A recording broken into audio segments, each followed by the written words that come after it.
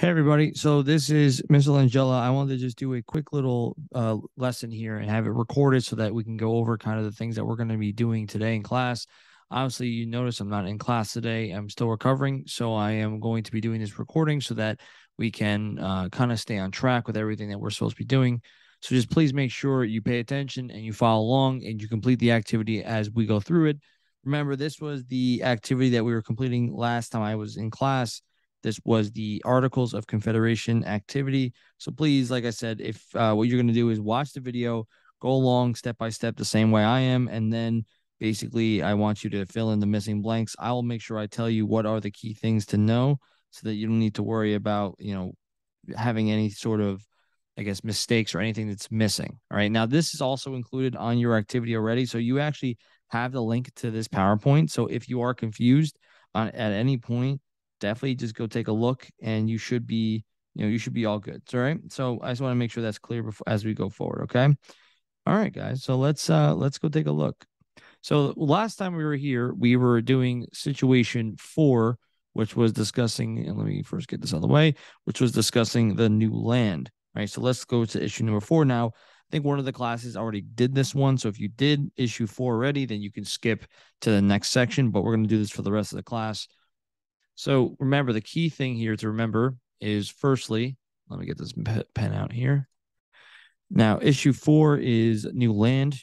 In the Treaty of Paris of 1783, the America gained all land east of the Mississippi River from Canada to Florida. Some of the smaller states are arguing that Congress should take control of new lands and sell plots of public in order to pay off war debts.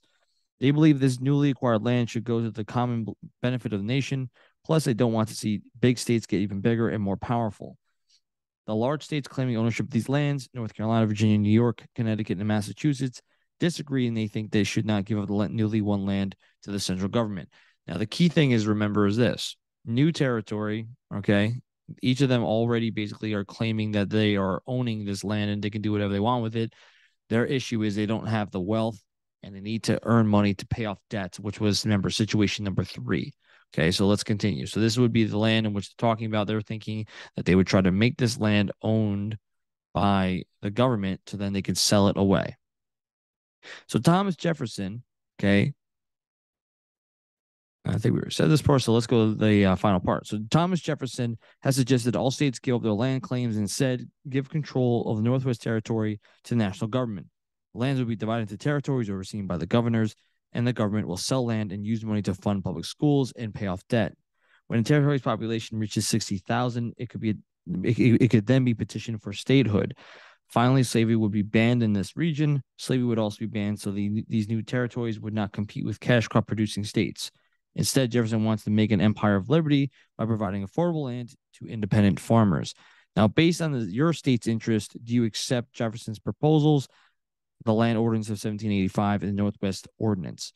Otherwise, individual states will keep land all to themselves. Remember, this requires a 9 of the 13 votes. So obviously, what you can do in class is you could see which group voted for what, and you would be filling out the portion here. I'll take a moment. So if you want to vote, you can do that. Remember, 9 of the 13 must vote in order for this solution to pass.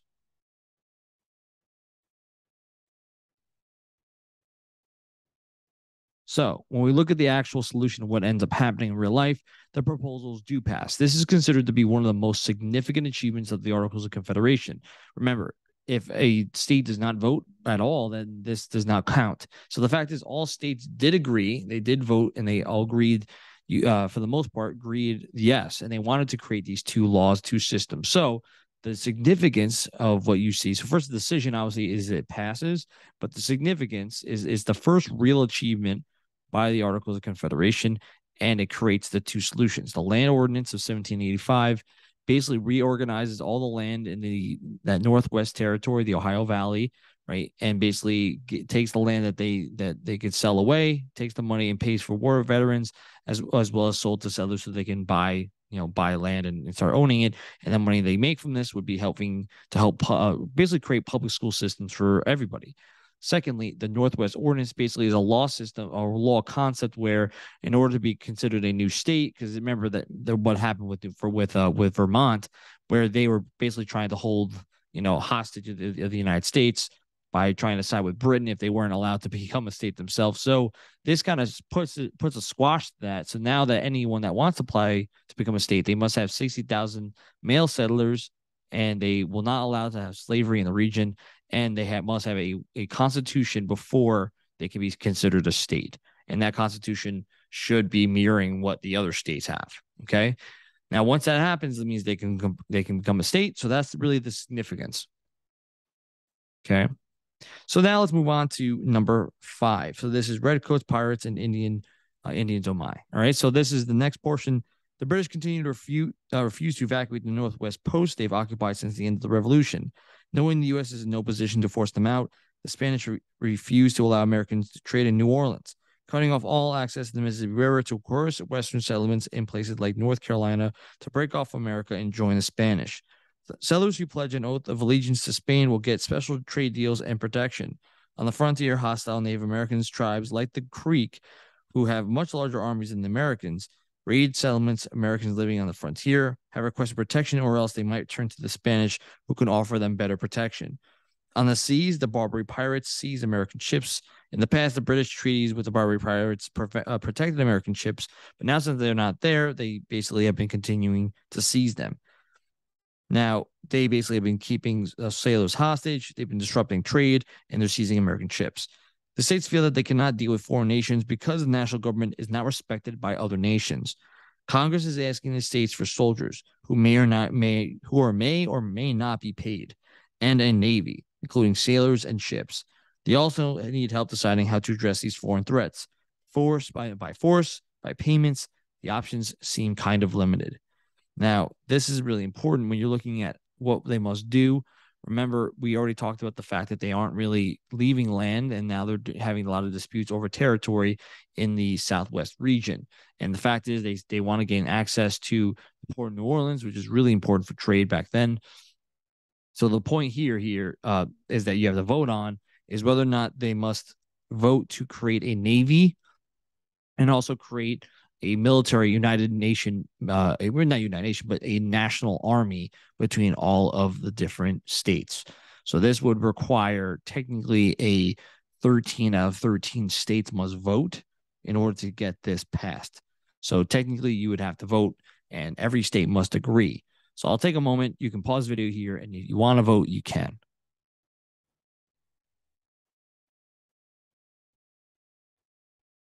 Now, basically what ends up happening is they do agree. Spain does not basically expand their territory, and essentially they do create a treaty with the United States that they will basically have they will have kind of a deal or relationship that allows them to trade with the United States, as well as giving them access to the port of New Orleans, which is known as the Pinckney Treaty. So this technically, they don't even get to have a real vote to kind of create an entire army, but they end up kind of creating one during the Constitution, creating a navy itself. So technically, if you're looking at what the actual decision is, they do not pass this decision. They don't pass really anything to make a response to these issues. What they do end up doing, however, is basically making a deal with Spain. So the significance is they create the Pinckney Treaty, which really gives the Americans access to the port of New Orleans, and it keeps them on the good side with Spain. Basically, it allows them to basically keep all those states from leaving. And the fact is, the United States really did not have a real they really did not have a united front on a lot of the conflicts. Well, we will talk about how when the Constitution is passed, they will be able to create a military force and a navy underneath that law system, and Washington will have basically a lot of wars with the Native American tribes out westward. When it comes to the Barbary pirates, that will be kind of an issue that will continue through not only John Adams, but through Thomas Jefferson, and we will talk about what happens with Thomas Jefferson. The fact is that during the articles, they don't have enough money to pay for any of these issues, so they need to kind of, increase the amount of wealth they have in order for nations to respect them. So let's go to situation number 6, which is the don't tax me. All right, don't tax me, bro. Georgia is charging South Carolina merchants extremely high taxes to buy their products. South Carolina farmers are threatening to riot if the South Carolina government cannot convince Georgia to lower its taxes. Georgia says that it must charge high taxes because their economy is doing terribly since the war. Because there's no national court to settle disputes, South Carolina is asking Congress to change the articles to make it illegal for one state to tax another. This requires all 13 of 13 states to vote yes. Based on your state interest, do you support making it illegal to charge taxes/tariffs on other states? So remember, this is during the articles. So that means states are not regulated. The commerce is not regulated by the federal government. Every state regulates their own trade, and that includes, they could technically tariff or set taxes on imported goods from one state to another. So you would need to change the entirety of what the article is to have it where the federal government can regulate this and other states can't tax each other on their specific goods. So do you vote yes to change this or no? So take a moment, vote yes or no, and remember, all 13 must agree.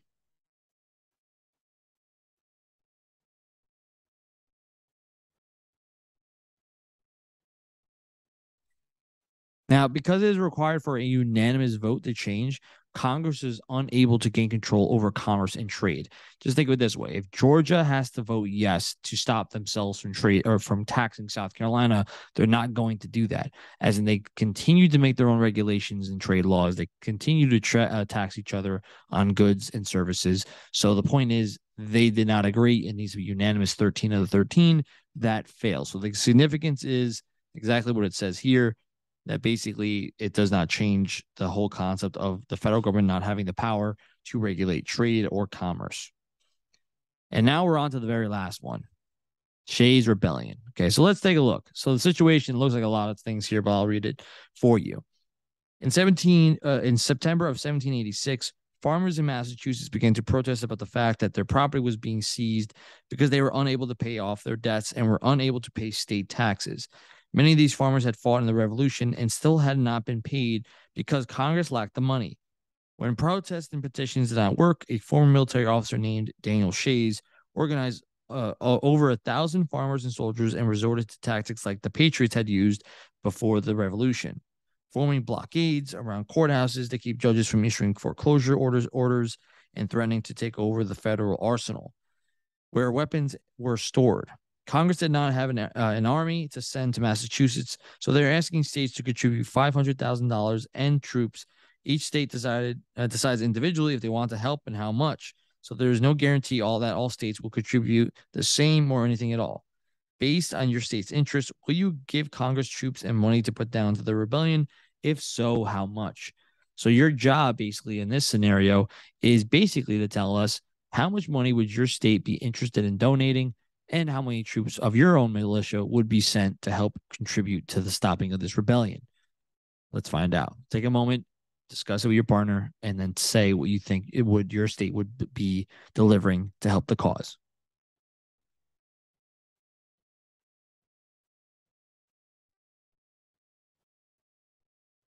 Now, basically, what the kind of interesting thing here is that Virginia is the only one that sends money or soldiers. Congress is basically powerless to do anything. So when you're looking at the decision, the first thing you should just say is that Congress, basically of everybody, Virginia was the only one that's agreed to send money or troops. The impact or significance of this, okay, is that one, Congress is powerless to do anything. They can ask for taxes, they can ask for troops, but they don't have the power to do anything. Now, basically, what ends up happening is that this rebellion essentially gets put down pretty quickly by Massachusetts. They have the power, they have the military force to do so, but basically they have to rely on the wealthy of Massachusetts to pay for the bill and raise the private army to put down the rebellion. Now, the question that ends up happening here is that when you're looking at the second part of the significance, is that if Shays' rebellion was more efficient, was more destructive, then technically this could have been a really, really bad situation. It could have been to the point where, the United States essentially would be crippled. Like, what happens if this was a foreign power that showed up and did this? Like, you wouldn't be able to stop them. And that's basically what kind of is shown here. That essentially that this was a really bad issue. And you saw this from all of the founding fathers. You saw this from all the key people like Thomas Jefferson, Henry Knox, James Madison, basically all saying This current system that we all have is a majorly flawed one. There is a problem here, and this should be something addressed. Okay. And that's the significance that everybody starts to realize that the Articles of Confederation has so many problems attached to it, and they need to kind of come up with how do we answer these problems. Okay. So, what we need to talk about now is the strengths and weaknesses of the Articles of Confederation. And there is a bottom of the PowerPoint. There are some things you can list, but I'm going to give you kind of my version because I have a little more detail of it on mine. So let's show you that so you can fill in the missing blanks here. Okay. All right, let's go.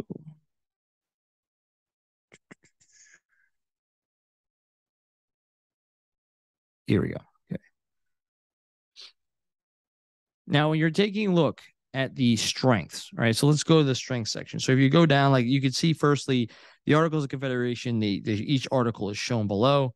But let's now look at the part where it says compare the following chart and giving the strengths and weaknesses. So first things first, the strength that you can say here is that this is the first law system that we use. It's the first constitution that we have.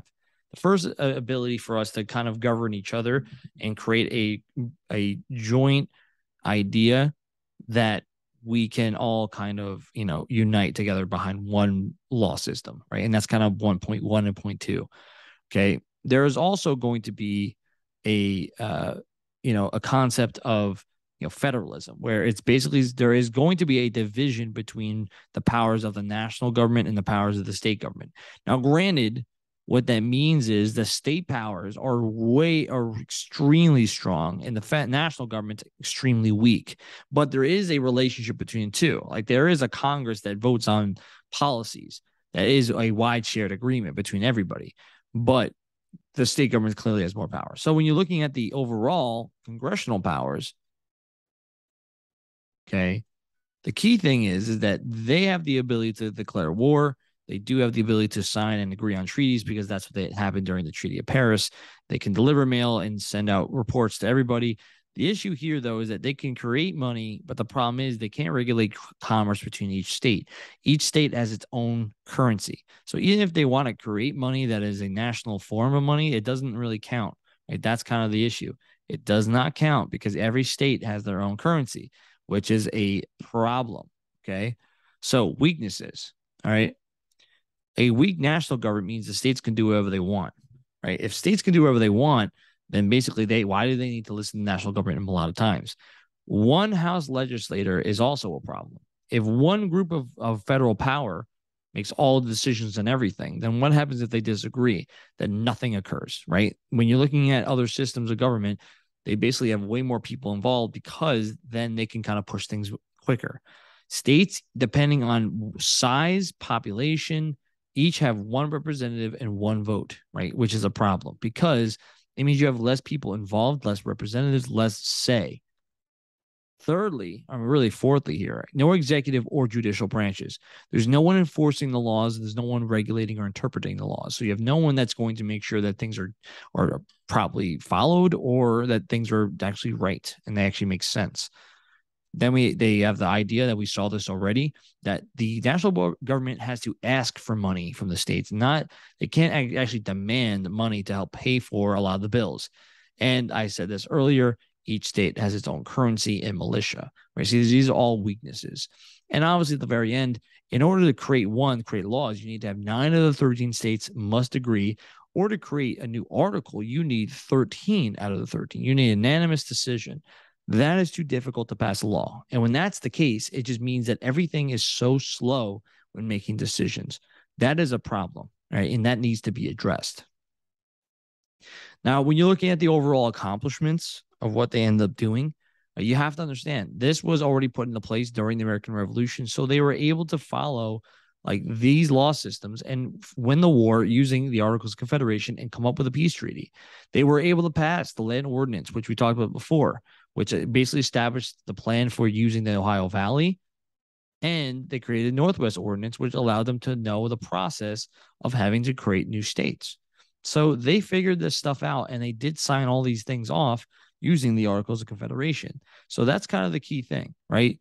Overall, and we kind of talked about this already, the problems outweigh the positives. Financial problems like the war debts are always been an issue. They can't get money to pay for the bills. Foreign problems because of issues between the fact they can't pay off debts. They get problems with Britain and Spain, as well as a ununified fighting force means they can't fight off Native Americans or other groups like the Barbary Pirates. And then lastly, domestically, like the rebellion, Shays' Rebellion basically proved that there were a lot of problems that were arising. And if you don't have an effective measure to do anything, then it's going to be a long-term problem. So the only thing that you have left for me to do from this is I want you to go to the very bottom. Now, if you go to the activity, the very bottom here, it says you have been invited by the founding fathers to be a delegate and what would become the Constitutional Convention in 1787. We're going to talk about basically this concept where these founding fathers will meet and they will have a discussion over what is the best thing that they should do regarding the articles. How are they going to handle what's next? And you are going to be discussing this with someone around you and give 2 suggestions that you would make to help fix the Articles of Confederation. That will be what your homework is. Your job is to make sure you fill in the missing pieces. So if you didn't do decisions or the significance, get those done. Fill in the missing blanks of the strengths, weaknesses. I already went over all of them, but make sure they're filled in. And then lastly, make sure you complete the bottom box here. Other than that, you have everything else done. You should be good to go. All right, guys, I'm going to sign off. Peace out.